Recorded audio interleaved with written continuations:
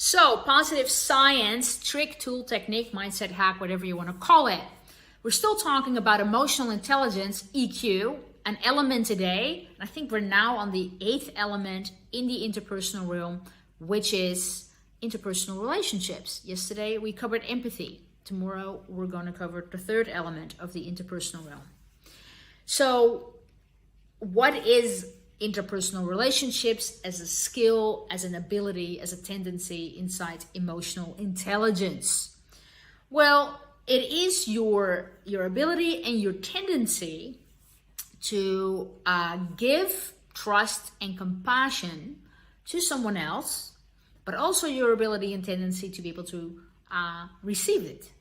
And then there is a second element to this as well, which is your ability to build good relationships with other people that are not just satisfying to you, but also satisfying to them.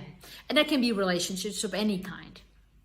And I kind of started to think about the word trust, in terms of coming up with a scientifically proven mindset hack or mindset trick or whatever in terms of trust, because I started to think about how the only time when I get clients that come into my office and say, I want to be personally developing or improving my sense of trust, I hear it in relation to significant others when they've been cheated on. They say, I've been cheated on, and therefore, but the word trust tends to not come up as a muscle that we want to develop that much. Yet, when I ask people what are the 5 most important things in a relationship for them, for most people, the word, I want to be able to trust the other person comes up. So it's interesting how we all want someone in our lives who can be trusted, how we're not necessarily thinking about how can I, as a person, become more trustworthy. And to become more trustworthy is really not just about being trustworthy in general, but is the people specifically that we are having relationships with, friendships, colleague relationships, significant other, parent-child relationships, siblings, family, whatever the relationship is we're like, you know what? I need to make sure that other person knows I'm trustworthy. Is not something that we're like really consciously thinking about as being beneficial to ourselves, where it is hugely important to that other person. And it is hugely important for us in wanting to trust someone else, right? So today's mindset hack is really about, well, how can you, according to positive scientific research, positive psychology research, how can you improve your trustworthiness in the eyes of the people most important to you? Or maybe even people not that important to you, people that you want to build relationships with or improve relationships with.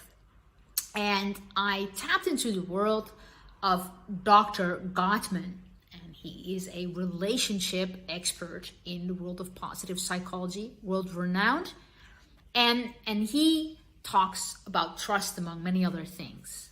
And he says in order to develop that, for you to become more trustworthy, is to actually use what he calls the sliding door moment from the movie Sliding Doors. And a sliding door moment is that when a small moment occurs where you can show that you are trustworthy and compassionate, that you can take that opportunity in that moment, that you're reliable like that. I'll give you an example. I'm very committed to my students, but once in a while there's a friend who may need me, and I cannot just walk away from work. So here's the dilemma. But I need to use that sliding door moment, even if it means that I need to, or that I'm not. That sounds like that it's a chore. It actually isn't. That I even in my break either call or text to give that support and then say, as soon as I'm out of here, I'm going to be there for you. It's just that ping. You are on my mind. You do come first. And that includes when really big things are happening in somebody else's world that I deeply care about. And it means that I need to step on a flight to the other side of the world because life has pulled a rug from underneath them. I'm on that flight, you know? And so that's a sliding door moment that's maybe a little bit bigger, but think about it. Sometimes when you're engaging with other people, it's sometimes more tempting to want to finish what we're doing or read a book or enjoy what we're doing. But then you see somebody else being a little sad or something, you know, what are you going to do? Go back to your thing? You're like, hey, I see you're sad. You want to talk about it? You know, or I see you're hurting. I'm compassionate. Let me sit with you.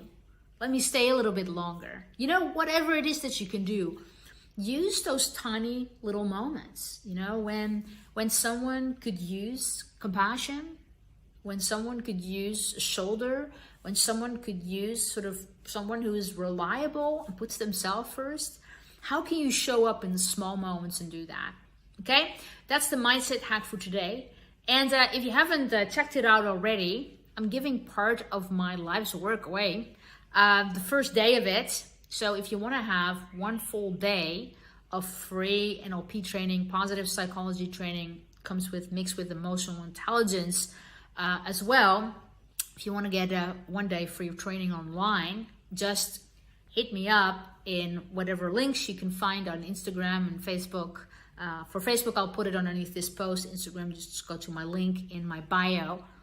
And hope you take me up on that. And then we're going to cover the next element of emotional intelligence tomorrow. See you around.